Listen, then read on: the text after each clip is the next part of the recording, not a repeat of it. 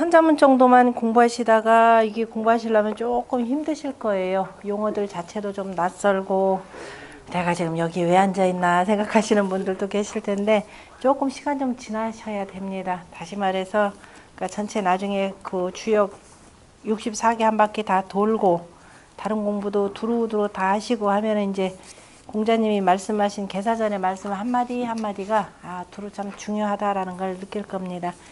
지금 개사하전의 제1장은 우리 개사상전에서 나왔던 그 개사상전의 제3장의 말씀하고 비슷한 부분들이 많고요.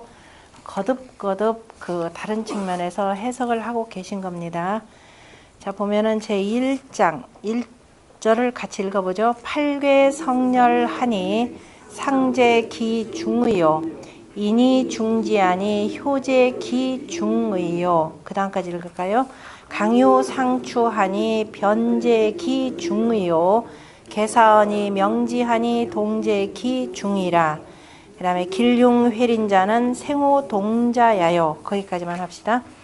자, 보면은 우리가 이미 그 천존지비하니라고 하는 데서 천하의 그 음량이라는 이치가 있고 거기서부터 사상에서 팔괘로 쭉 나아가는 것들을 아마 보았을 겁니다. 자, 그래서 소성괴를 이루었죠. 소성괴라고 하는 것은 획이 3개입니다. 3개라고 하는 것은 바로 천진삼재가, 그죠? 천진삼재가 다 하나로 하여서 요 3개가 서로 그 속에서 음량과 강유와 인이 관계로서 서로 돌아가는 관계를 표현했습니다. 그래서 삼변 성도라라는 말 공부했듯이 그 팔괘가 성열하니, 열을 이루니 라고 할 때 열이다라고 하는 것은 선천으로 표현하자면은 뭐예요? 일건천부터 시작해서 팔곤지까지를 이렇게 표현하는 거죠. 그래 선천의 그 획이 쭉 나오는 순서가 되고 후천으로 표현하자면은 일활수에서부터 뭐예요? 구리까지를 표현하는 거죠. 그래서 수화 개념입니다. 천지니까 천지로 표현하자면은 지천택괴와 천지비괴 개념이죠. 그 다음에 수화 개념으로 후천팔괴의 첫 번째하고 끝부분이다라고 하는 수화 기재, 화수, 미재라고 하는 그 64개가 마치고 시작하는 그 관계이기도 합니다. 그래서 8개가 열을 이루니 상이 그 가운데 있고 상이다 그러면 괴의 형체를 표현하는 거고 그 다음에 인이중지하니라고 하는 것은 그 8괴의 상으로 인하여 8괴의 상으로 인하여서 거듭하니라고 하는 거죠. 그러니까 우리가 벌써 선천으로부터 시작하면은 일간천부터 시작을 해서 어디까지? 자, 선천 8괴로 시작을 하면은 자, 일간천부터 시작해서 건이 뭐예요? 한번 만나는 거죠. 건이 자체적으로 한번 만나는 거죠. 만나서 그 다음에 어떻게 돼요? 그 다음에 이태태라고 해서 자, 건괴로 해서 이태택 이렇게 해서 삼녀 이렇게 해서 계속 거듭거듭 하는 것이 되는 거죠. 자, 일단은 자, 일건천, 자, 순서가 일건천, 이태태, 그 다음에 삼리화, 사진례, 자, 오손풍, 육감수, 칠간산, 팔곤지가 바로 선천팔괴 방이 되고, 도가 되고, 이걸 거듭거듭 했다라고 하는 건 건괴 같은 경우는 건괴가 다시 한번 오는 거죠. 그래서 중천 건괴. 만약에 요거 두 번째를 만났다면 택천, 쾌괴. 그 다음에 요거하고 만났다 그러면은 왜 입이 조용하실까요? 64개는 읽으셔야 되나? 화천, 대유. 그 다음에 여기하고 이렇게 만났다 그러면은 뇌천, 대장. 그 다음에 이렇게 해서 요거 만났다. 풍천, 소축. 그 다음에 이렇게 해서 수천, 수. 그 다음에 산천, 대축. 지천, 태. 지금 이 방식으로 읽는 방식을 이론적으로 뭐라고 한다? 밑에 거 하나는 가만히 있고, 그죠? 하나는 가만히 있고, 나머지 8개가 거듭거듭 이렇게 오는 거죠. 얘는 얌전히 있으니까 일정이죠. 일정이고, 그 다음에 8번이 계속 움직이는 거죠. 뉘우칠 회조로만 보시면 안 돼요. 늘 이게 바뀌고 바뀌니까, 바뀔 때마다 마음이 어떻게 돼요? 어때야 돼요? 바뀌어야 되는 거죠. 수시 변역입니다. 수시 변역하고 때를 잘 따르지 못하면 그다음 뭐가 생긴다? 뉘우침이 생기죠.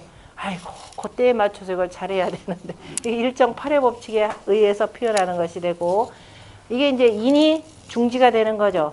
후천팔계로 보자면은 여기가 일감이 되겠죠. 일감이 되고 위가 맨 마지막이 구리가 되는 거죠. 그래서 이렇게 해서 중화리께는 어떻게 돼요?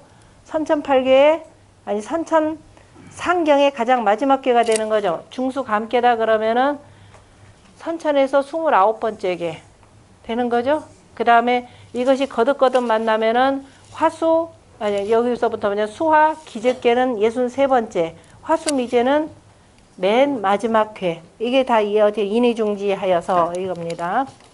인이중지하니 그 속에 이제 인이중지해서 효 개념이라고 하는 것은 다시 말해서 육획궤. 육획궤라고 하는 것은 뭐예요? 대성궤를 표현하는 거죠. 인이중지라는 거 8궤 성렬하니라고 하는 것은 소성궤죠. 소성궤가 자 선천 후천으로 이렇게 배열하는 방식이 있고 인이중지했다라고 하는 것은 바로 대성궤를 표현하는 겁니다. 비로소 대성궤가 있어야만이 그 다음에 초효부터 시작해서 상효까지 그죠? 초효부터 시작해서 상효까지 효가 그 속에 있다라는 겁니다. 우리가 아까 효라고 하는 말을 쓸 수 있으려면 뭐가 있어야 된다? 대성궤를 이루어야 된다라는 뜻입니다. 이건 지극히 주역의 초보자를 위해서 공자가 거듭거듭 천천히 지금 설명하시는 말씀이에요. 특히 또 계사전이라고 하는 부분.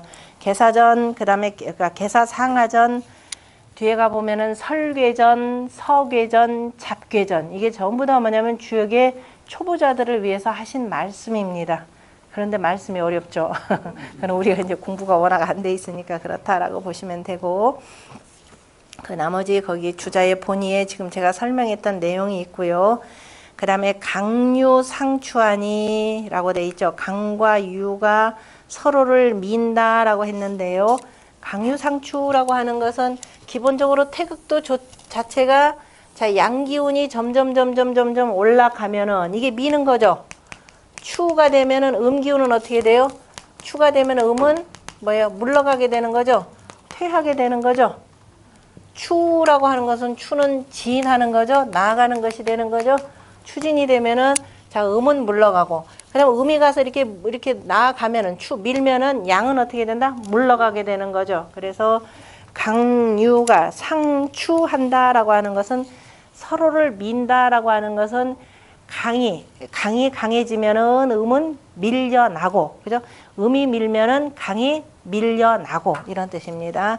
그런 속에서 변화가 그 속에 있고 변화가 이런 상태 되면 어떻게 되고 동지가 되죠. 이렇게 되면은 춘분이 되고 이 속에 하지가 되고 이렇게 되면은 추분이 되고 이렇게 해서 이른바 계절의 변화도 이 속에 있는 것이 되고 사람 세상사의 모든 변화도 서로 변하는 속에서 결코 세상이 정체된 거는 없죠. 늘 변하고 변하는 관계입니다. 그래서 계사하니 명지하니 변화가 있고 그리고 이제 문왕께서는 괴에다가 말을 매달았으니까 괴 계사 이렇게 표현하는 거죠. 괴계사. 그 다음에 주공이 효에다 매달은 거는 효계사라 이렇게 표현하는 겁니다. 자, 일단은 복기씨께서 만들으신 64개 속에는 이미 그 주역의 그 괴만 보더라도 그 속에서 우리가 변화를 읽어낼 수가 있고 그 다음에 나중에 이런저런 그 해석의 의견이 분분해지니까 문왕께서 주공께서 여기다가 말을 매달아서 명하였다라고 했습니다. 이건 이렇다 저렇다라고 이거 이렇게 되면 길하다 안 그러면 흉하다라는 말을 명했으니 동제기 중이라 움직임이 그 가운데 있다. 우리가 무슨 일을 행할 때에는 바로 이래서 주역의 이 변화의 상태를 변화의 궤를 잘 보아라 라고 했습니다. 그래서 밑에도 주자가 뭐라고 표현했냐면은 강유상추의 괴요지 변이 그죠? 강유가 서로 밀면서 괴효의 변함이 왕래 교착하여 서로 간에 왔다 갔다 하면서 사귀어서 섞이어서 무불가견하고 보이지 아니함이 없고 라고 죠 나타나지 아니함이 없고 라고 하면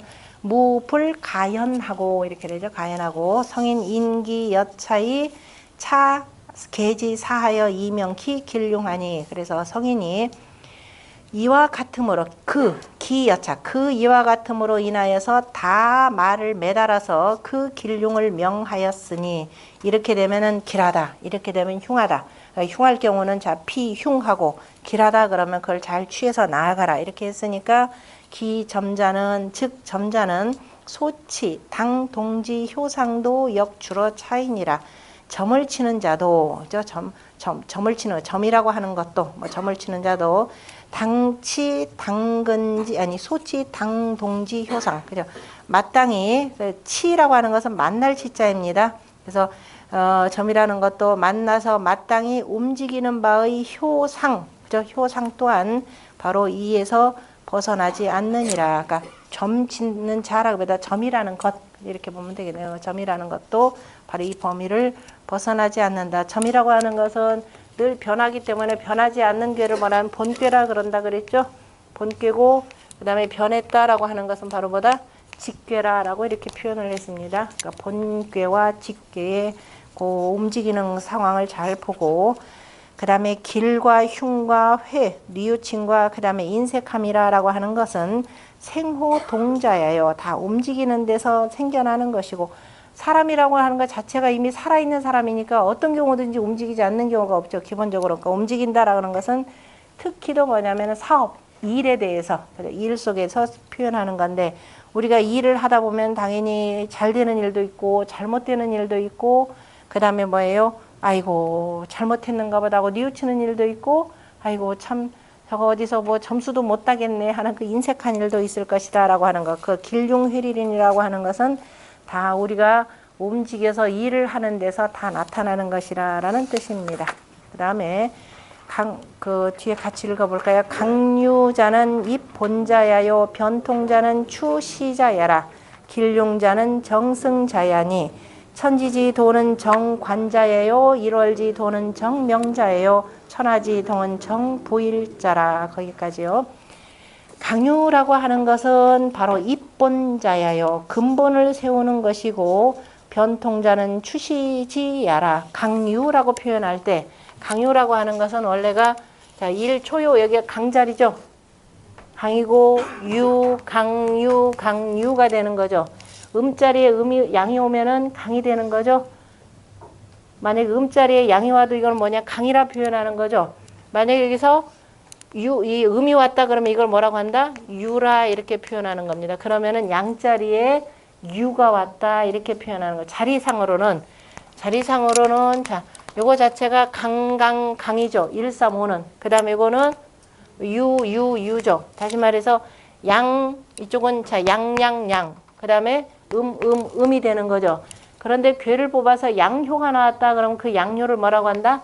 강이라 이렇게 표현하고 음효다 그러면은 이것이 유라 이렇게 표현하는 겁니다. 기본적으로 효에서 표현할 때는 뭐 다 음양으로 쓸 수도 있고 강유로 쓸 수도 있는 건데 자 강유라고 하는 것은 그래서 입본자해라 그러면 우리가 괴를 뽑아서 이렇게 해서 이제 괴를 하나씩 밑에 효부터 이렇게 나가는 거니까 그래서 근본을 세우는 것이고 변통이라고 하는 것은 이제 변효가 생긴 거죠. 이건 점칠 때 변효가 생기는 것은 왜 변효가 생기느냐? 상황에 따라서 또 바뀌는 경우가 있으니까 그래서 추시자여라 그래서 시를 따를 취자 시를 따르는 것이니라 때를 따르는 것이니라. 주역이라고 하는 것은 수시 변역이라 그랬습니다. 길흉이라고 하는 것은 자 길흉이란 정승자이니 정이 이기는 것이니라고 하는 건데요. 다시 말해서 양을 길이라 표현하면은 이게 이기는 거죠. 자 그래서 음으로 나오면 이렇게 되면 이거는 음이 이기는 것이 되는 거죠. 그래서 길흉이라고 하는 것은 어느 것이 이기느냐에 따라서 길이 좋은 면으로 바뀌면은 길이 되고 흉한 쪽으로 나쁜 쪽으로 이기면은 이거는 흉하는 것이다. 그래서 정승이라고 할 때 정자는 정희라고 하는 그 부사로 해석을 하는데요. 그 밑에 주자의 해석을 보면 정은 정냐며 발음이며 또 뭐냐면 상야라 떳떳함이다. 당연히 발어야 되는 거죠. 발음이. 그래서 떳떳함이니 물이 기, 소, 정이 상자해라. 물건이 기, 소이, 정. 그죠? 그 바른 바로서 위상자, 떳떳함이 되는 것이라. 천하지사 비길즉 흉이요. 천하의 일이라고 하는 것은 길하지 아니하면 흉하고 비흉즉 길하니 흉하지 아니하면 길하니 물론 그 사이에 뉘우침도 있고 회린도 있는 거죠. 그래서 있으니 상승이 불이하니라. 항상 서로가 이기면서 이것 아니면 이것이 되고 하면서 그치지 아니하느니라. 그 다음에 천지의 도는 하늘과 땅에 우리가 도를 보았더니 정관자예요. 정관이라는 말 나오죠. 정관 뭐가 있나요? 정관정요 있었죠. 당태종 때 정이 보는 것이다 라는 겁니다. 천지의 도라고 하는 것은 우리 눈앞에 정이 나타나는 거죠. 그것을 우리가 잘 살펴서 보고 그걸 천지지의 도가 이렇더라라고 이렇게 그 개념을 규정하는 것이고, 그러니까 천지의 도는 정관자예요. 누구나 보면은 바르게 이렇게 살피면은 그 도가 분명히 드러난다 이런 뜻이 들어가고, 그 다음에 일월지 도는, 그죠? 1월의 도라고 하는 것은 정이 밝은 것이니, 정이 밝다라고 표현하는 것은 바로 뭐예요? 누구나 다 1월에 뭐예요? 천자문으로 표현하면 1월 영측이라라는 말이 되는 거죠. 일중하면 해가 떠서 일출해서 일중하고 일측하는 거죠.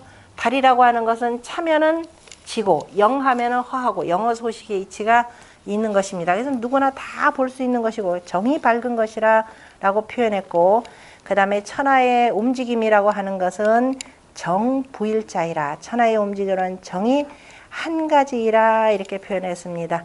정부일자라, 움직임 정이 한 가지라. 무슨 소리예요?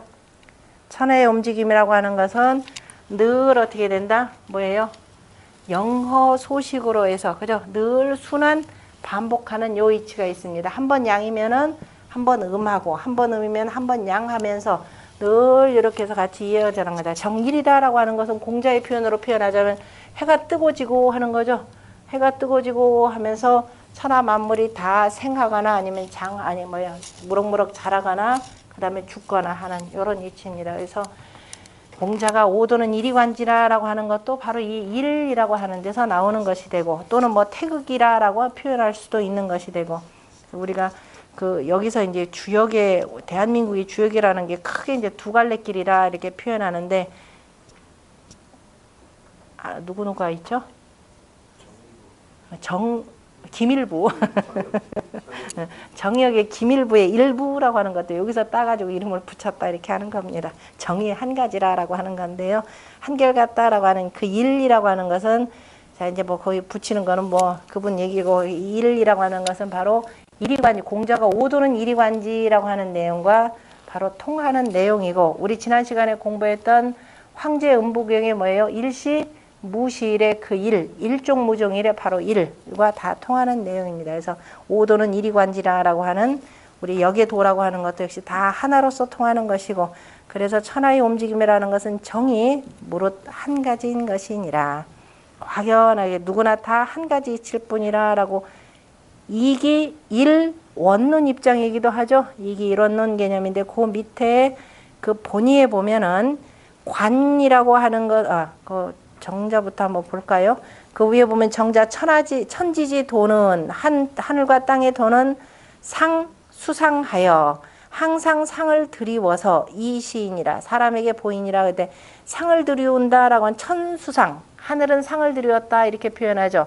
하늘은 바로 1월 성신이라고 하는 그 상을 드리워서, 그 다음에 땅에서는 뭐예요? 그걸 그대로 본받아서 만물을 성형하는 거죠. 형체를 두루 이루는 것입니다. 그래서 그 형체를 이루어서 이로써 사람들에게 보이는 것이라. 그러므로 정히 우리가 보는 것이고, 그죠? 그 다음에 1월이라고 하는 것은 상명, 항상 밝아서 불식이라 쉬지 않느니라. 그러므로 정이 밝다라고 하였고, 자, 이에 대해서 주자는 관이라고 하는 것은 시야라 그랬습니다. 보인다라고 했는데, 그렇죠. 천지지의 도라고 하는 것은 우리가 보이기 때문에 보는 것이죠. 관이라고 하는 것은 우리가 가만히 앉아서 잘 살피는 겁니다. 거기 보면 새가 어디예요? 둥지에 앉아가지고 눈을 대굴대굴 굴려가면서 저기 누가 나 잡아갈 사람 없나 하고 이렇게 살피는 것이 관이죠. 관자. 새죠. 새가 그 위에 둥지 속에 들어가서, 그죠? 눈 대굴대굴 하면서 둥지 옆에 보통 어디냐면 관목 속에다 집어넣죠. 관목 속에다 이렇게 보면서 누가 있나 없나 하고 이렇게 살피는 것이 바로 관입니다. 이렇게 되는 거죠. 그 새가 이렇게 둥지 짓고 놨다가 새가 다 없어지면 어떻게 돼요? 새가 없어지면은 풀만 우북하게 되는 거죠. 그 옛날에 한때는 요 새 둥지에 새가 이렇게 앉아 있었는데, 지금은 뭐가 있더라? 없어지고 풀만 우북하게 있더라. 이거면 옛날 겁니다. 자, 그래서 보인다라고 하는 것은 일단 천지라고 하는 그 상이 계속 움직이면서 우리한테 보이니까 그걸 가지고 잘 살펴서 어떻게 돼요? 우리가 잘 살펴서 보는 것이 바로 관이라는 겁니다. 어차피 사람의 역할이고, 그래서 천하지 동은 기변불궁이라 그 변함이 그죠? 다함이 없느니라 끝까지 한다. 무궁하니라. 그러나 그 무궁하지만은 순리 즉 길고, 바로 여기서 이제 주자 같은 경우는 이치의 순하면 길하고 영리적 흉하니, 이치의 역하면 흉하니, 즉기 소정이 상자는, 그래서 그 바른 바이면서 바른 바로 하면서 항상 하는 것은 또한 뭐다? 일일 뿐이라, 한 가지 이치일 뿐이라 라고 이렇게 표현했습니다. 다시 말해서 천지자인의 도에 맞추어서 우리가 그대로 따라가는 거죠. 그걸 우리가 뭐라 그래요? 천지자인이 이렇게 해서 만나서 가는 거죠. 우리도 이거 그대로 따르죠. 그 따르는 걸 뭐라고 한다? 효라 한다 이겁니다. 그래서 효 속에는, 주역이 괴효죠. 효 속에는 사람이 따라야 될 도리가 다 들어가 있더라라는 거죠. 괴라고 하는 것은 전체적인 상이고, 효라고 하는 것은 그 속에 있는 거죠. 그리고 우리는 효를 뭐 한다? 본받는 거죠. 사귄다라고 하는 걸 공부해가면서 본받을 효자, 이효나 이효나 같죠. 사람이 효의 최고는 뭐예요? 이효죠. 따로 노는 게 아니라 다 똑같은 거죠. 사람이 그 이효잖아요. 그죠? 사람이 해야 될 최고의 효는 바로 이효니까. 그래서 유학에서 강조하는 것이 일륜지 도를 얘기하고 군자의 도를 얘기하고 정치의 가장 근간을 얘기할 때 항상 얘기하는 게 바로 뭐다? 효라고 하는 겁니다. 그러니까 효를 떠나서는 아무것도 쓸 수가 없는 것이 되고, 자 123쪽으로 넘어가서 부거는 확연하니 시인이의요 부고는 퇴연하니 시인간의니 효야자는 효차자예요 상야자는 상차자예라. 지금 한 얘기가 그대로 나오네요. 그죠? 무릇 하늘이라 라고 하는 것은 확연하다. 얼마나 확연하냐? 확자는 돌처럼 굳세다 이런 뜻인데 얼마나 확연하느냐? 하늘. 건이라고 하는 것. 건이라고 하는 것은 뭐예요? 과거, 현재, 미래와 시간과 그 다음에 천지인 삼재를 두루 주관하는 하늘 개념이잖아요. 그죠? 두루 주관하면서 봄 틀림없이 봄이죠. 지금 무지무지 덥죠? 생각 같아서는 이 여름이 계속 갈 것 같죠? 그러나 얼마만 기다리면 돼요? 그럼 며칠만 조금만 기다리면 됩니다. 우리 무지무지 더운 날에 한 1년에 여름에 한 길어봤자 한 열흘 되나요? 집에서 에어컨 돌릴 시간이 그거죠? 더 돌려야 돼요? 그 정도만 돌리면 아마 될 겁니다. 그런데 그거 하나 돌리기 위해서 열흘만 좀 참으면 되는데 그거 못 참아서 에어컨 들여놓죠. 그 뭐 에어컨 들여놓는 이유는 따로 있겠지만, 자, 그만 참으면 돼. 왜? 이 여름 가봤자 그저 그거 며칠이라는 거 뻔합니다. 그것만 잘 극복하면 돼요, 그 시기. 근데 그거 극복 못 해가지고 이제 온갖 짜증 다 내고 불쾌지수 높다고 이제 공연히 짜증 내고 그래서 열심히 공부하라 이 소리입니다. 왜? 하늘은 틀림없거든요. 분명해요. 오래 갈 것 같아요. 추워도 아무리 추워도 그렇죠. 분명 갑니다. 조금 있으면 곧 있으면 벌써 어이구 입추된다 아마 그럴 겁니다. 지금 음력 몇 월이에요? 음력 벌써 6월이에요. 여기가 5월 하지 때잖아요. 그죠? 음력 5월이고 6월이면 이렇게 되면 벌써 꺾어졌네요. 그죠? 꺾어지고 입추점 되면 확실하게 햇볕 바뀐다 그랬죠. 해의 그 광선 자체가 달라져요. 고도가 달라지기 때문에 묘하게 그 막 눈부신 그 반사 현상이 많이 나타납니다. 그래서 그거 잘 살펴보세요. 그 다음에 그래서 건이라고 하는 확연하니, 그래서 사람들에게 쉽게 보여주는 거죠. 이라 그랬습니다. 참 사람들에게 쉽게 보이고 쉽게 보여주고 이거예요. 사람들에게 참 쉽게 보여준다. 그러니까 하늘의 도를 따르라 하는데 뭐 그렇게 어려우냐 이 소리예요. 자, 얼마나 쉬우냐? 아침에 해 뜨죠? 요새 아닌데, 요새는 올빼미들, 올빼미 족속들 많아요. 그죠? 전기 발달하고, 스마트폰에다 인터넷 발달하니까 주로 이때 꼬박 세웁니다. 그죠? 그리고 아침 되면 그제서야 자요. 근데 옛날 농경사회는 틀림없이 뭐예요? 해 뜰 때 우리도 같이 일어나서 하루에 준비해서 나가서 놀고 저녁이 되면 틀림없이 다 보여주죠. 그러니까 이처럼 쉽게 보여주는 게 어디 있습니까? 근데 이제 올빼미 족속들은 이게 인간성 자체가 조금 무너지기 시작하는 거예요. 그래서 요즘 세상 참 살기 어렵게 되는데 쉬움으로써 보여주는 것이고, 곤이라고 하는 것은 퇴라 그랬습니다. 퇴라고 하는 글자를 보면은 언덕부자에다가 귀할 귀자가 돼 있죠. 그래서 차곡차곡 순서대로 쭉 올라가서 뭐예요? 제일 윗자리가 귀한 자리가 되는 거죠. 우리가 자리라고 하는 것도 맨 아랫자리로부터 시작해서 저 위로 해서 이게 제일 5번째 자리가 제일 귀한 자리가 되는 거죠. 밑에 자리가 천한 자리고, 그래서 귀천이라고 하는 것이 정해진다 그랬으니까, 곤이라고 하는 것은 퇴연하다 그래 이렇게 표현을 했어요. 그거를 이제 우리가 순하다 이렇게 표현하는 것인데요. 바로 사람들에게 간단하게 그저 간략함으로 보여준 것이니, 하늘이 얼마나 그 쉽냐. 퇴라고 하는 건, 자, 봄이 왔습니다. 하늘이 그저 따뜻한 춘하면은 뭐가 돼요? 공기가 춘온이 되는 거죠. 온하다 그럼 뭐 이제 새싹이 파릇파릇 돋죠. 그러면서 이제 싹들이 막 올라가서 여름이면 어때요?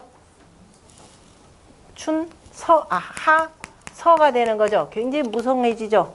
이렇게 해서 올라가는 거죠. 그러다가 다시 또 가을이 되면 이제 꼬부라지는 거죠. 서늘하니까 꼬부라지고, 겨울이 되면은 추우니까 어떻게 돼요? 다 속으로 잠잠하는 거죠. 땅도 이거 그대로 따르는 겁니다. 그래서 그걸 퇴연이라 이렇게 표현했고, 사람한테는 얼마나 간단하게 하느냐, 생장수장의 원리로서 보여주니까 이걸 간단함으로 보여주니, 그래서 효라고 하는 것은 바로 건곤의 이치를 담았다라는 거죠. 그래서 효라고 하는 것은 바로 건곤의 이치를 본받은 것이고, 건의 확연과 곤의 퇴연, 그래서 이간의 원리죠.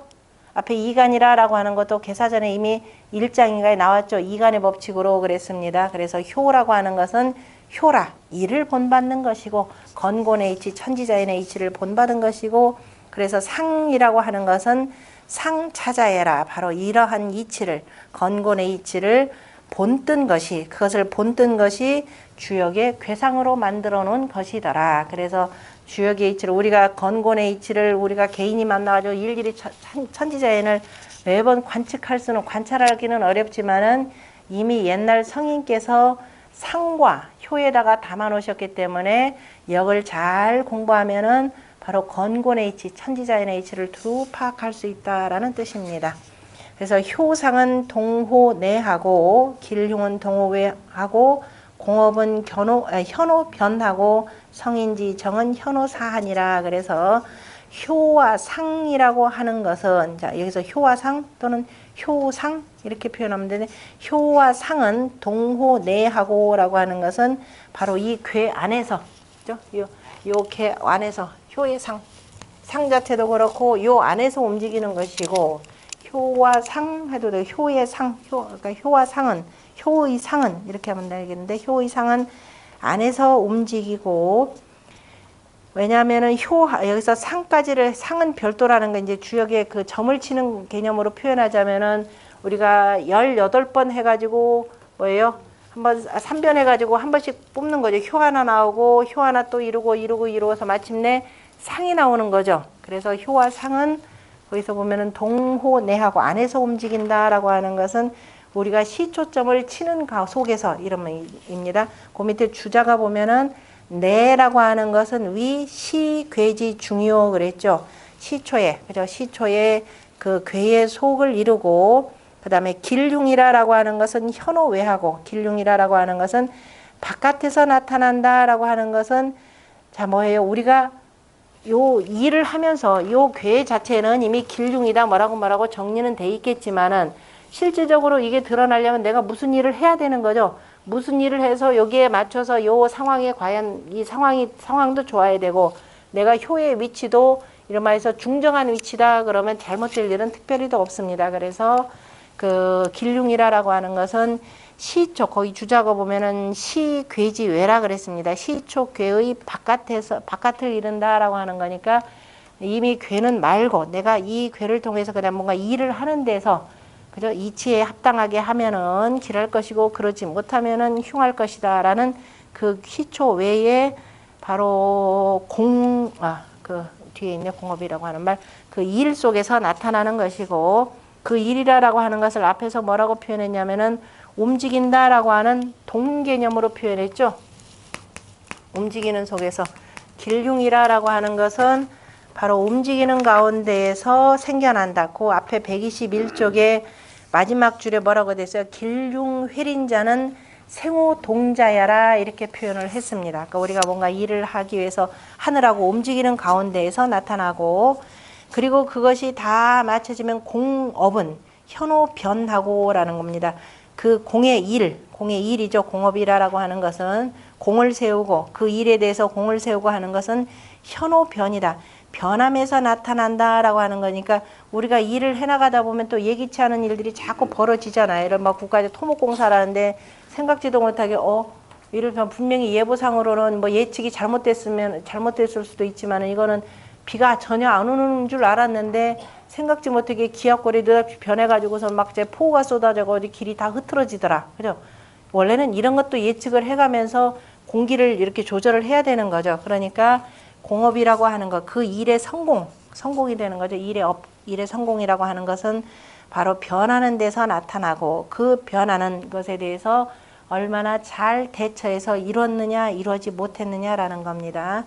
그래서 그 다음에 성인의 뜻, 성인의 정이라고 하는 것은 사람들로 하여금 다 피흉취결케 하는 거죠. 흉한 대로 나아가지 말고 길한 대로 나가라. 이렇게 하면 너 흉할 것이다 라고 하는 것은 항상 신독하고 조심하라 라고 하는 건데 굳이 그저 이 도리 어긋나게 하면 틀림없이 뭐예요? 흉한 일이 되니까. 그래서 성인의 뜻이라고 하는 것은 그 괴사와 효사 속에 나타난다 그랬습니다. 그래서 사람들로 하여금 피흉취길, 흉한 일을 피하고 길한 대로 나아가라 라고 한 것을 두루두루 하신 말씀이 되고 그렇게 되면은 뭐예요? 개인 욕심 부리지 말고 항상 선공후사 이것을 우선으로 하고 이런 말들이 되는 거죠. 자, 그리고 마지막에다가 붙여놓으신 말씀이 뭐가 되냐면 천지지 대보활 천지지 대덕활 같이 읽죠. 이거는 천지지 대덕활 생이요 성인지 대보활 위니 하위수이요 왈인이요 하위취인고 왈제니 이제하며 정사며 금민위 비활의인이라. 천지의 대덕을 뭐라고 한다? 천지를 우리가 큰 덕이라 일컫는 이유는 뭐냐?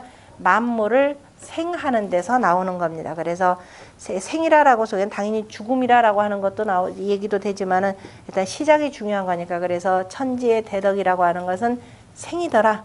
그러면은 사람도 천지자연이 모든 것을 생하듯이 뭐예요? 기르는 것이 중요하죠. 이미 천지자연이 두루 생했으니까. 그래서 천지자연이 낸 이 백성들을 우리가 뭐라고 한다? 생민이라 그랬죠. 그래서 하늘이 낸 백성을 이것을 맡아서 길러주는 게 누구예요? 위정자잖아요. 그죠? 그래서 생민을 잘 이미 생민이 됐습니다. 생민을 위정자가 생민 못 하잖아요. 그죠? 그래서 요걸 잘 맡아주는 것을 뭐라고 한다? 잘 길러줘야 되겠죠. 봄에 싹이 나면 그걸 양민이라 그러는 거죠. 이 양민이 무슨 정치라고 하는 거예요?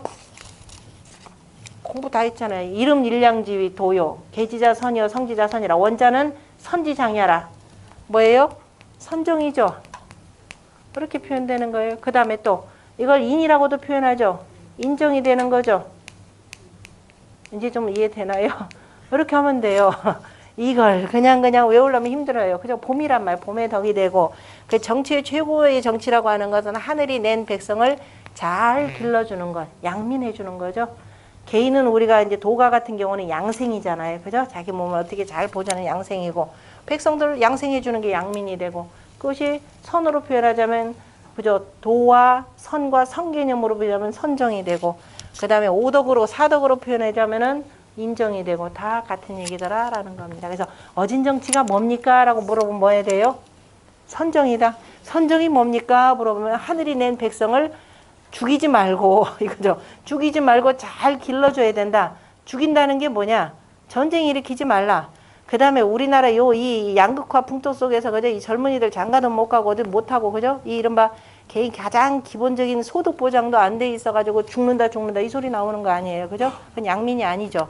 최소한 선정이 안 되는 겁니다. 그래서 그 선정이라 인정이라라고 하는 것은 백성들을 잘 다치지 않게 그죠?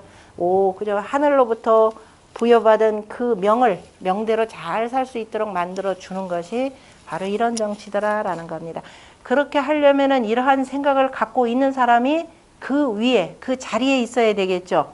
아무리 성인이라도 공자가 아무리 성인이라 하더라도 자리가 없으니까 어때요? 주의철환했죠. 마음만 있지만은 그래서 마음만 있고 주의철환하면서 위정자들 만나가지고 제발 이렇게 하라 그랬더니 뭐 한쪽 귀로 듣고 한쪽 귀로 새든가 아예 듣지도 않고 뭐 가버리든가 이렇게 됐잖아요. 그래서 아무리 성인이라 하더라도 성인이 이러한 정치를 하늘과 같은 저런 그죠 천지자연처럼 이렇게 다스리려면 뭐가 있어야 된다? 위가 있어야 된다. 그래서 최고의 보배가 뭐다? 성인지 대보할 위라 이렇게 표현했습니다. 자리가 있어야 된다 그랬습니다. 그러니까 공자가 철환주의 하신 것도 실은 뭘 얻으려고? 예, 자리를 얻으려고 한 거예요. 재상이라도 해서. 그럼 임금한테 끊임없이 간언을 하고 하는데 공자가 재상이 되면 참 골치 아프죠. 기득권 세력들 어떻게 돼야 돼요? 내려놔야 되거든. 그러니까 어떻게 하면 저 공자를 막을까? 왜냐하면 그 최고의 지도자 군주 같은 경우는 이런 사람이 필요해요. 왜냐하면은 자꾸 신하들이 기득권 얻고선 자꾸 임금을 압박하잖아요. 그러니까 군주는 이런 공자 같은 사람을 만나고 싶었지만 밑에 대신들이 반대를 합니다. 그게 이제 제나라 같은 경우도 제나라 군주 재경공 같은 경우도 공자를 이렇게 드리려고 그랬었죠. 재경공 맞나요? 그 안영. 그런데 안영 등등 안영이 재상이었음에도 불구하고 안영 등등의 이 대신들이 반대를 한 겁니다. 뭘로 반대했느냐? 아유 저 공자 같은 자 드리면 그 예가 얼마나 복잡한데요. 평생 하고도 못 배워요. 이런 식으로 해서 어긋장을 놓는 거가 되는 겁니다. 그래서 여기서 말한 성인의 대보 아무리 성인이라 하지만 그 자리를 얻어야 된다라는 겁니다. 그리고 나서 자리를 얻었어요. 이제 그 성인이라 하더라도 그 자리를 얻었는데 하위수요 그랬습니다. 무엇으로서 자리를 지킬 것인가 그랬죠. 그 자리를 뭘로 지켜야 되느냐? 바로 뭐다? 인이라 그랬습니다. 그 인이 뭐예요? 백성들을 기르는 정치예요. 자, 기껏해서 교육부 저 간부 하나가 저 고위직까지 올라갔습니다. 지가 월급을 누구한테서 받는데요? 백성들이 낸 세금으로 하는데 뭐라고 표현해요? 뭐라고요? 이렇게 표현하면 그게 되겠습니까? 그죠? 이러한 사고방식을 만약에 고위층들이 갖고 있더라. 그 나라, 그 사회는 망하는 사회가 되는 거죠. 그리고도 붙어 있도록 만드는 거. 그런데 아마 거의 대부분이 고위층들이 국민들 보기를 그런 방식으로 볼 겁니다. 왜? 행시나 뭐 이렇게 붙어가지고서는 어느 날 갑자기 승진하거든요. 자기가 그야말로 1% 인양해가면서 나머지 99%는 개돼지더라. 그렇게 표현하면 어떻게 돼요? 쫓겨납니다. 자, 이러면서 서경에서도 나오죠. 서경에서도 필부 한 사람이 네 자리를 다 물러가게 할 수 있을 것이다. 이렇게 얘기했습니다. 그 옛날에 그 왕조 시대에도. 왜? 필부가 한번 원한 가져봐요. 그죠? 그러니까 아까 이 사람 결국 뭐 자리 물러나갔죠. 아직 안 물러나갔나요? 그래서 뭘로 할 것이냐? 바로 인이다. 만약에 불인한 정치를 하더라 그러면은 백성들에서 쫓겨남이 되는 거죠. 그게 옛날에 말하는 바로 혁명에 해당되는 내용입니다. 물론 이제 중간중간에 그 매우 포악한 군주들이 오랫동안 자리를 차지하고는 있지만은 결국은 쌓이다 보면 결국은 쫓겨나게 되죠. 백성들한테 쫓겨나지 않더라도 내부의 권력 다툼에서 끊임없이 계속 피비린내가 일어나고 그러다가 결국은 불인한 정치를 하게 되면은 그 자리에서 어쨌든 쫓겨나더라라는 겁니다. 그러니까 무엇으로 자리를 이끌 것이냐? 그게 바로 어진 정치라 바로 이 얘기입니다. 그러면은 하이추인고 그랬어요. 무엇으로 사람을 모을 것이냐? 근데 뭐라고 했냐? 재물이라 그랬어요. 그럼 모르는 사람이 얘기를 들으면 어떻게 돼요? 아, 정치하는데 뭐예요? 선거판에 막 돈 많이 뿌리면 되겠네요. 그것도 맞아요. 그죠? 그럼 표가 많이 오니까. 그런데 여기서 재물이다라고 하는 건 그래서 혹여라도 그렇게 생각할까봐 뒤에다 뭐라고 했어요? 이재하며 정사하며 근민위비할 의라 이렇게 표현했습니다. 자, 재물은 재물인데 재물을 잘 다스려야 돼요. 그 재물을 어떻게 분배하느냐? 선거 때마다 나 찍어주세요. 그러면서 돈 쓰는 정치 하지 말아야 되는 거예요. 여기서 재물이라고 하는 재물의 분배예요. 요거에 대한 분배죠. 그래서 뭐라고 했냐? 이재라 이렇게 표현했잖아요. 재물을 다스릴 줄 알아야 된다 이 소리예요. 네 한 개인의 네가 모든 소유한 그 재물이 아니다. 이재라고 할 때 이가 뭐예요? 임금망자에다 마을 이자죠. 그럼 마을은 무슨 마을이에요? 정전법의 마을이죠. 가운데 중앙토에 이 공전을 중심으로 해서 이게 공전이라 그랬습니다. 공전을 중심으로 나머지 사전이죠. 그래서 이게 기본적으로 일정이라 그랬죠. 마을의 가장 기본 단위입니다. 마을의 가장 기본인 일정이라고 하는 건 몇 집으로 이루어져 있다? 9집. 구부잖아요. 그죠? 구부인데 이 한 집은 어떤 집? 다스리는 집, 관리집이잖아요. 관리. 그냥 놔두면 여기다 뭐 늘 살펴야 되죠. 내가 내 농사 8집은 지금 서로 간에 힘을 모아서 농사하기 바빠요.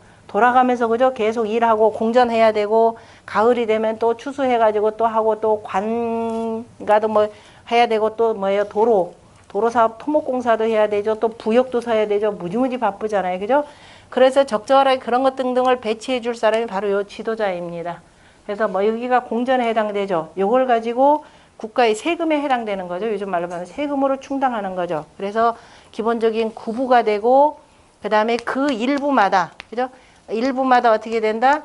저 주나라 때 같은 경우는 100묘의 땅을 나눠줬다 그랬죠.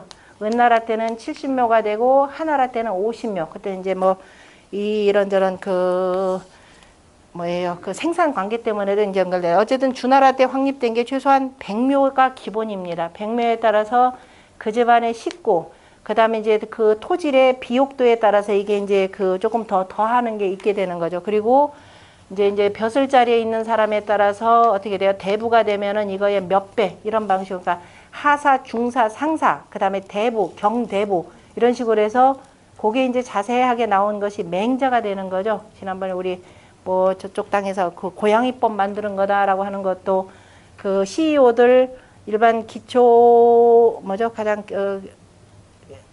가장 기초 생계비의 몇 배라 그랬죠? 300배?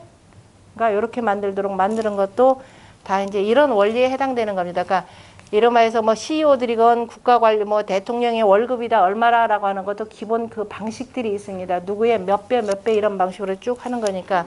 그래서 전을 기본으로 해서 다스린다. 그러니까 이제라고 하는 것 자체는 국가의 재물이다라고 하는 것은 바로 사회지 내에서 나오는 모든 그 공출에 해당되는 거죠. 사회지 내 온 나라에서 나오는 그 재화입니다. 그 재화의 분배를 어떻게 되느냐? 정전법의 원리에 따른다. 바로 이겁니다. 그것이 바로 이제가 되고요. 그래서 재물을 잘 다스리는 게 절대적으로 중요하죠. 요즘 현대사회에서 이걸 잘 다스린다라고 하는 것이 재물 잘 다스린다는 게 어디냐면은 이름하여서 사회주의권이잖아요. 그죠? 사회주의권인데 뭐가 하나 부족하죠. 우리 동양적 개념으로 보자면, 유학적 개념으로 보자면 뭘 못하느냐? 정사가 안 되죠.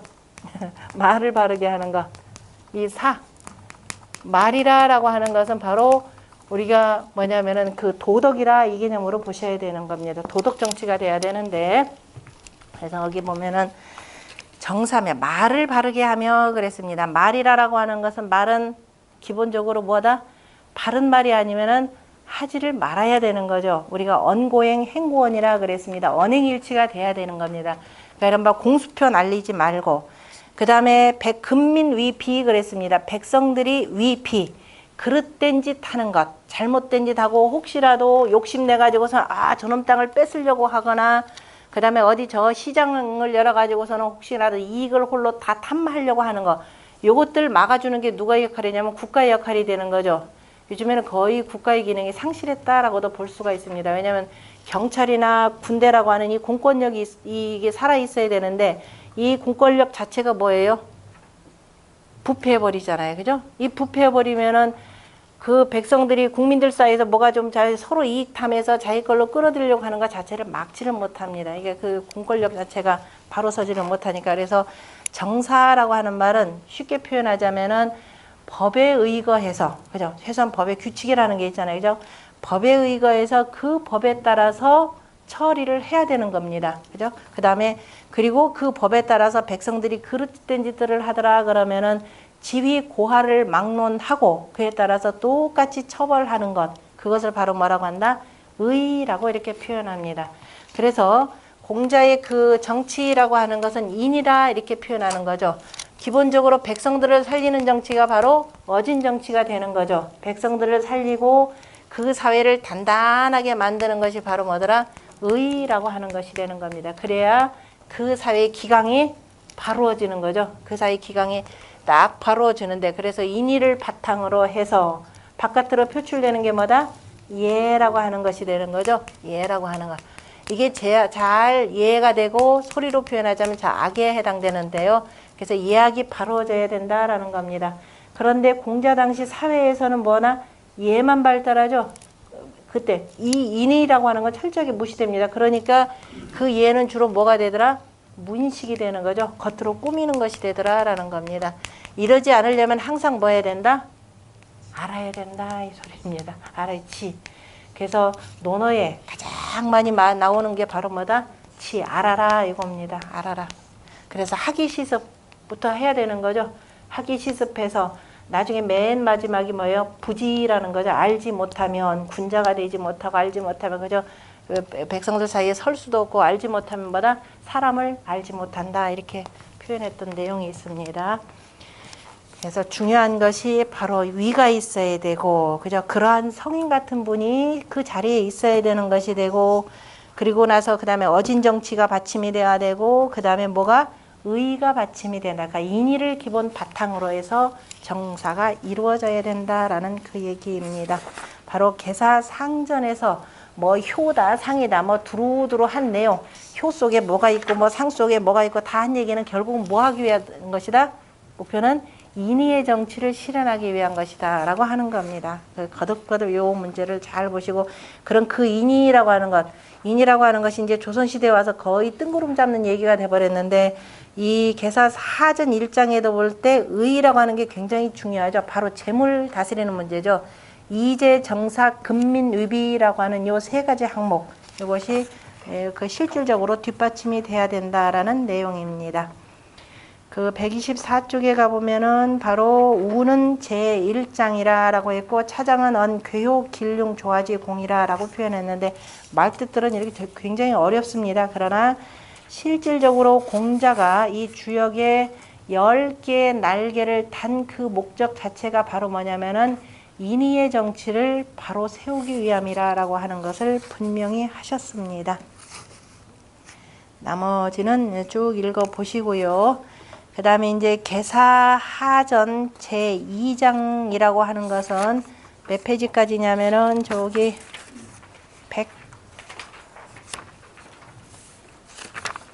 132쪽까지죠. 132쪽, 133쪽, 133쪽까지네요. 133쪽 속에 바로 13절에 걸쳐서 10개, 13개인가요? 13개. 그러니까 10개에 13개? 어? 맞죠?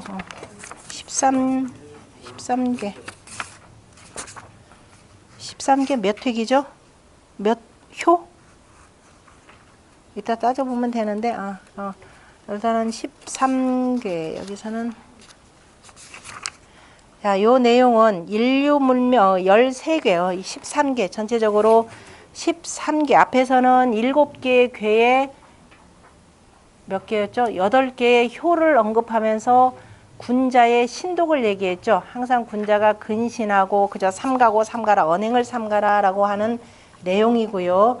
자, 지금 왜냐면은 이 여기라고 하는 것은 바로 군자 이학이라 그래서 군자가 반드시 익혀야 될 학문이라 그랬습니다. 그럼 군자가 이 공부를 하기에 앞서서 먼저 뭐부터 해야 되냐? 자기 마음부터 그저 말과 언행을 삼가라라는 것이 나왔고 그 다음에 그래서 그 계사하전에 들어가서는 바로 이제 그 정치라고 하는 것은 인의를 근본으로 해야 된다라고 했고 그 다음에 이러한 정치의 법도를 쭉 세운 그 문명의 발달 단계를 표현한 것이 계사하전 바로 제2장입니다. 제2장에 13개의 괴를 통해서 자, 옛날 성인들이 정치를 어떻게 하셨는지에 대한 내용입니다. 이것이 우리 천자문으로 표현하자면은 천자문의 제 1절 천도 2절에 있는 지도 3절에 있는 성인지도에 해당되는 그 내용들이에요. 보면은 제2장의 1절 같이 읽어보죠. 고자 포이시지 왕천하야에 앙즉 관상어 천하고 부즉 관법어 지하며 관조수지 문과 여지지의 하며 근취 저신하고 원취 저물하여 어시에 시작 팔계하여 이통신명지덕하여 이류 만물 지정하니 그 뒤까지는 나중에요. 거기까지 이렇게 봤는데 요 내용은 아마 천자문 공부를 열심히 하신 분들은 기억하실 겁니다. 왜요? 왜요? 고자의 포이시지 왕천하의 양적 관상과 천하고 부적 관법어 지하며 관조수지문과 여지지의하며 근취저신하고 원취저물하여 어시에 시작 팔계하며 라고 하는 것은 바로 우리가 뜻글자를 만드는데 주역의 괴획이라고 하는 것이 가장 기본적인 영향을 미쳤다라고 할 때 요 얘기를 했었습니다. 그리고 이 글은 바로 허신이 설문해자를 쓰면서 설문해자 이 뜻글자의 글의 원리라고 하는 것은 이러이러한 것으로 이루어졌다라고 하면서 바로 이 문장을 인용을 해서 서문을 썼습니다. 그죠? 이 문장과 그 다음에 아까 13번째 가장 마지막 맨 뒤에 몇 번째죠? 133쪽에 133쪽에 보세요. 자 보면 13번 13절에 보면 상고엔 결승이치러니 후세성인이 역지서기하여 백관이 이치하며 만민이 이찰나니 개취적 쾌니라 그랬습니다. 옛날에는 바로 노끈을 묶어서 다스렸더니 후세성인이 이것을 서계로 바꾸어서 백관이 이로써 다스렸으며 만민이 이로써 살폈으니 대개가 저 쾌꾀에서 취했느니라 라고 하는 바로 이 문장은요. 설문해자 아까 얘기했던 허신의 설문해자의 서문과 그 다음에 오늘 우리가 최고의 그 한자사전이라고 하는 강의자전이죠. 강의자전의 서문에도 인용된 글귀입니다. 그래서 자 2장이라고 하는 것은 옛날 성인이 그래 인류 문명에 대해서 얼마나 큰 공을 하셨는지에 대한 그 내용이기도 합니다. 다시 돌아갑니다. 125쪽으로. 자, 그래서 고자의 포이시지 왕천하의 포이시라고 하는 것은 우리가 흔히들 복희시라고 하는 것과 같습니다. 복희시에 복자를 쓰거나 아니면 포자를 쓰거나 그 다음에 희자는 바로 이거 뭐예요? 오자를 써도 되고 그 다음에 안 그러면 또는 사람 인자를 쓰기도 하고 어떤 경우에는 아니면 소자건 사람 인자건 다 빠진 요것만 쓰기도 합니다. 이제 인류를 위해서 크게 희생했다 뭐 이런 의미로도 쓰긴 하는데요. 어쨌든 옛날에 포이시께서 천하의 왕할 적에 왕천하라고 하는 것은 천하를 다스리는 그저 지도자였을 때에 천하의 왕일 때라고 하는 것은 포이시는 지금부터 우리가 6,000년 전, 한 7,000년 전, 8,000년 전까지 거슬러 올라가서 우리가 뭐냐면 농경 문화를 시작할 때 그 인물로 봅니다. 인류가 이제 정착 생활을 하면서 바로 농경 문화를 시작할 때 뭘 봐야 되느냐 하면은 바로 천도의 운행을 볼 줄 알아야 되는 거죠.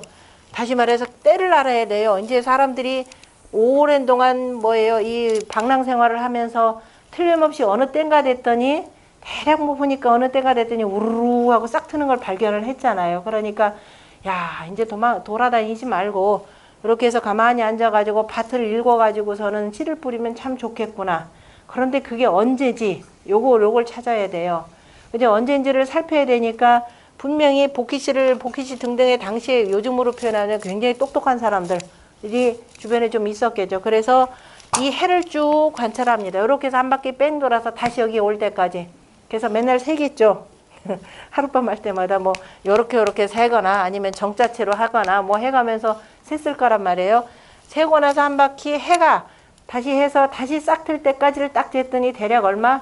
대략 한 366일 이렇게 걸렸을 겁니다. 그런데 이제 그날 매일매일 날짜로 해야 되니까 그때 뭐를 했느냐?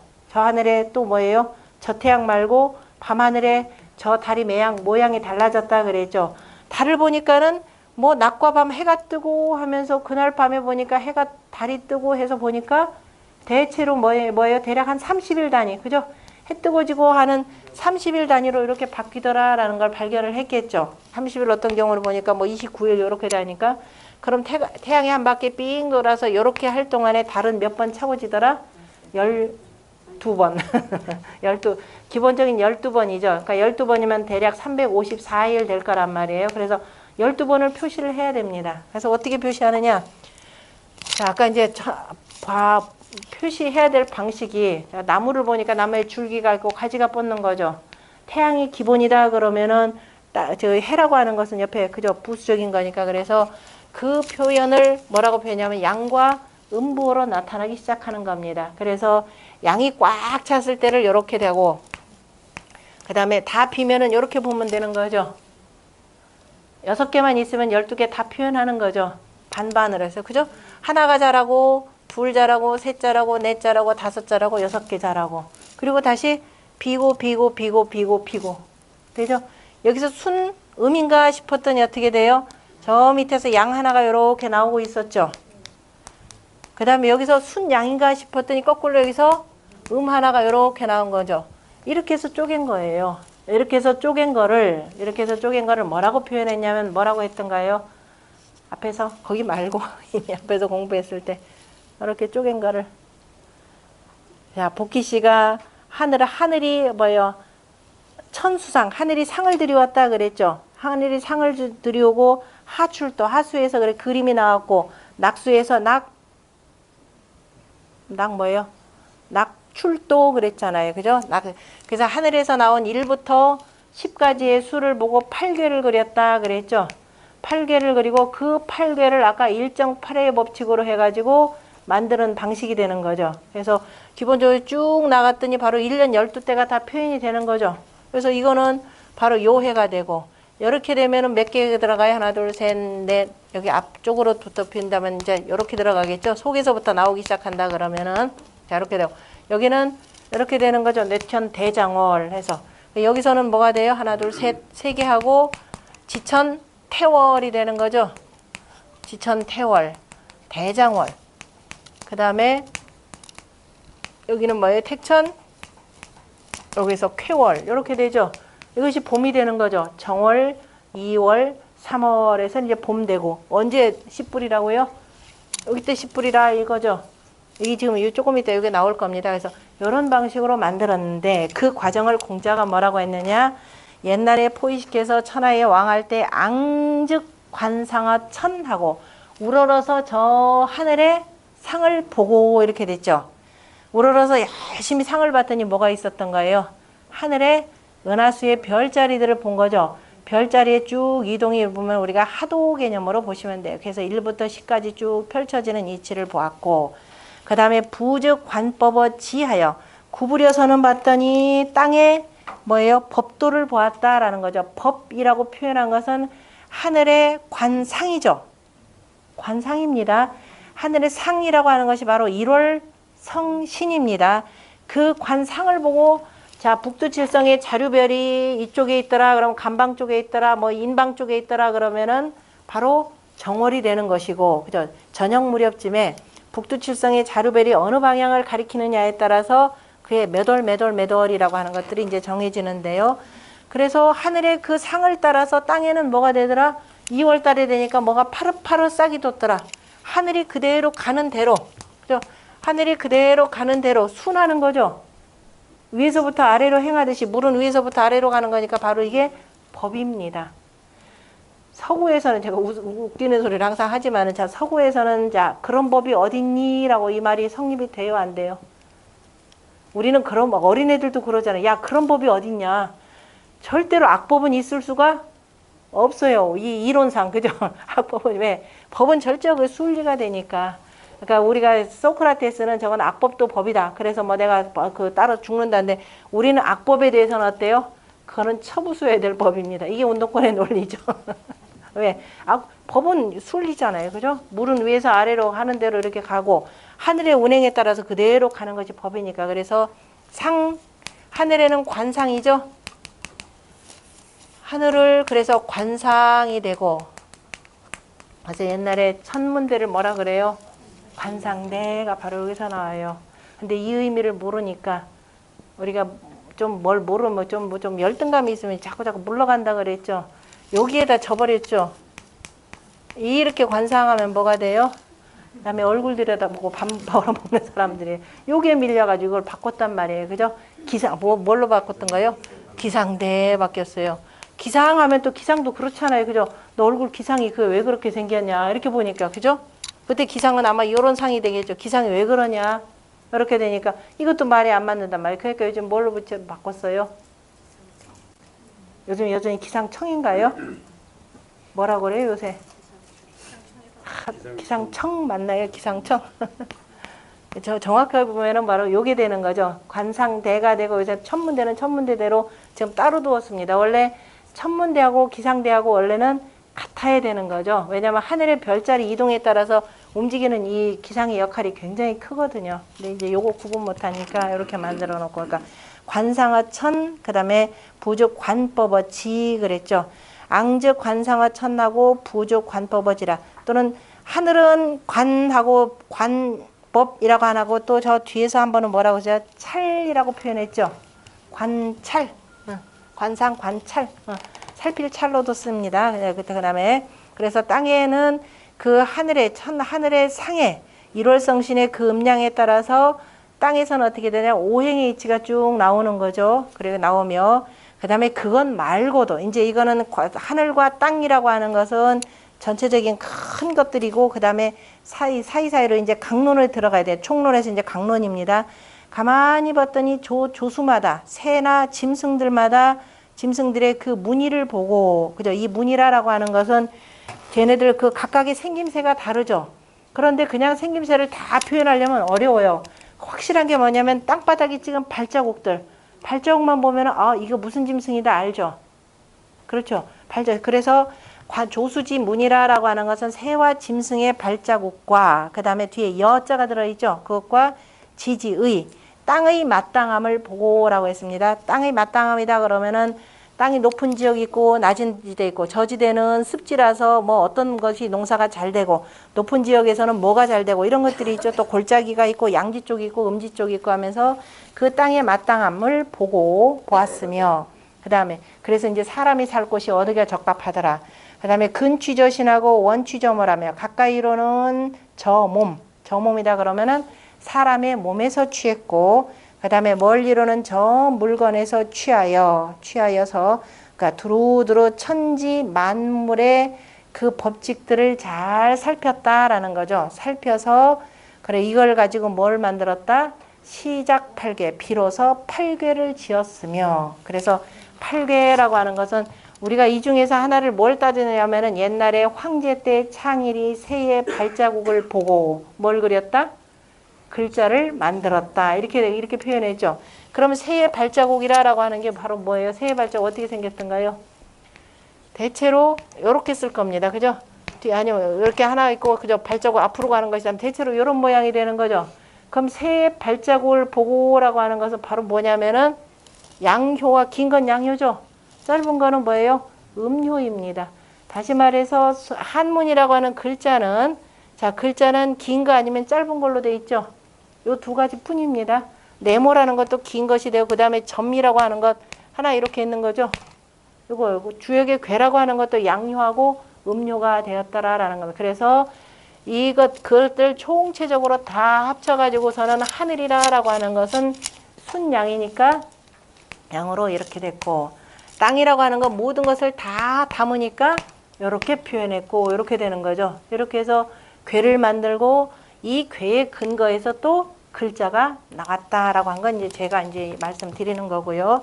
그래서 비로소 8궤를 지어서 이전에는 글자가 먼저겠어요. 이 괴가 먼저겠어요.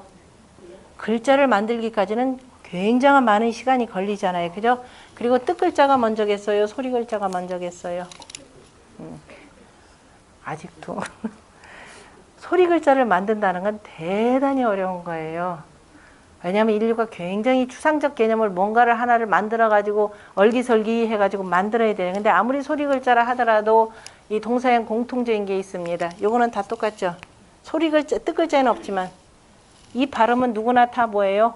오, 둥근 거니까 오, 입을 다 오 하면 돼요. 그렇죠? 대체로 보면 영어다마다 어찌 보면 비슷비슷한 점들이 좀 있을 겁니다. 하고 그러니까 기본적으로 사람 먼저 그리는 게 우선이에요. 똑같이 흉내내는 거. 똑같이 흉내내는 게 하늘의 상이 있죠. 우리가 나중에 글자는 이렇게 씁니다. 하늘의 상이라 이거 코끼리 상자잖아요. 코끼리는 뭐예요? 크죠? 크다라는 뜻입니다. 저 큰 하늘의 상이라고 하는 게 어떻게 생겼다? 뭐 코끼리 그리기 얼마나 쉬워요. 그냥 큰 등치에다가 코 하나 길고 다리 이렇게 하면 이건 초등학생 다 그릴 수가 있는 거죠. 큰 저 하늘의 상입니다. 거기에 뭐가 있어요? 상은 이거밖에 없잖아요. 그죠? 아닌데요. 이것도 있나요? 이 형태가 있어요? 아니죠. 전부 다 동그랗죠? 우리 별은 다 동그랗게 그려요. 자, 우리가 얼마만큼 서양 문화에 침투되어 있냐면은 저 북한 인공깃발하고 그 다음에 저 중국의 오성기 보면 확실하게 알아요. 자기네들 전통 문화 싹 없애고 뭐냐 서양별이 들어와 버린 겁니다. 오각형 별이에요. 이게 누구라 그랬죠? 수학자는 누구냐? 누구의 피타고라스인가요? 피타고라스의 별 아니 말고 하여튼 그 별이에요. 요렇게 해놓고 나 인기 참 좋았죠. 오성별을 딱 하니까 별이 반짝반짝하는 모양이라서 이게 나중에 통용되는 겁니다. 별은 전부 다 뭐냐 별이건 달이건 다 이 모양이죠. 우리 궁궐이란다. 저 임금님 능에 가보면은 능 한번 요렇게 있고 뒤에 담이 이렇게 쳐져 있잖아요. 그죠?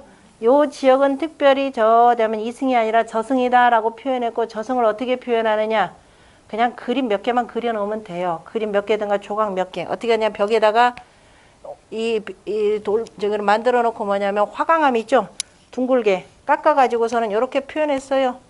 그럼 이건 뭐냐? 저 별나라가 됩니다. 여러분들 탑이라고 하는 것도 그렇잖아요. 탑의 맨 밑바닥에 보면 뭐예요? 연꽃 무늬가 이렇게 덮여 있고 그 밑으로 또 막 구름 무늬 있죠. 구름 무늬면 뭐예요? 천상이죠. 이렇게 하면 되는 거예요. 뭐 천상 가는 게 어려운 건가요? 이렇게 별 그려놓고 담장 딱 뚫려면 이 영역은 뭐다? 하늘 세계다 이 뜻입니다. 우리 별은 이렇게 돼 있는데 그죠? 둥근 모양이 되고 뭐 얘기하려다가 여기까지 가냐? 그래서 근취저신 원취 그래서 자기 몸에서 취했다라고 하는 거 상에 대해서 참 아까 그 얘기했었죠. 상이 되고 그 다음에 그 일월성신이 그죠? 이게 움직이잖아요. 별자리는 끊임없이 움직이니까 그 움직이는 모습에 따라서 뭐가 돼? 1부터 10까지 늘 베풀어지죠.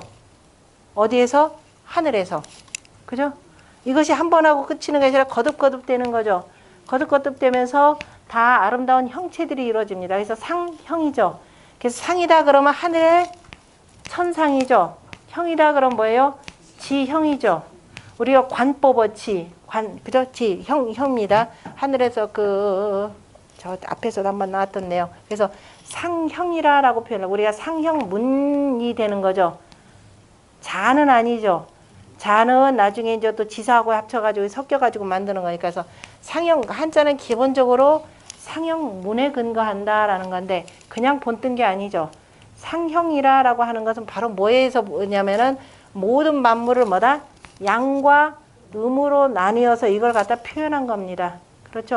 상이다 그럼 그래서 하늘의 상, 이거는 땅에 있는 그 형체들을 가지고 이렇게 표현하는 거죠. 그래서 상형문이 되고 그 다음에 상형문을 하는데 기본적으로 바로 천지에 있는 상과 땅에 있는 그 형을 본받았고 그 다음에 조수의 문이 땅에 그 다음에 높고 낮음 그 다음에 근취저신 내 몸에서 취했죠.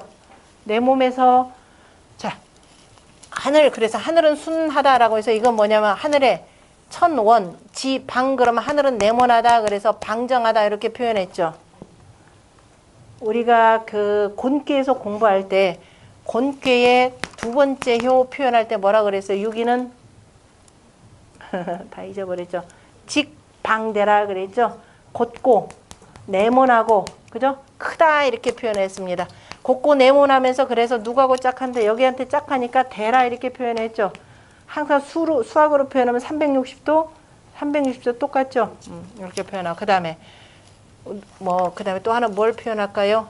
자, 요렇게 되면 이렇게 되니까 그 다음에 사람의 뭐를 표현했다?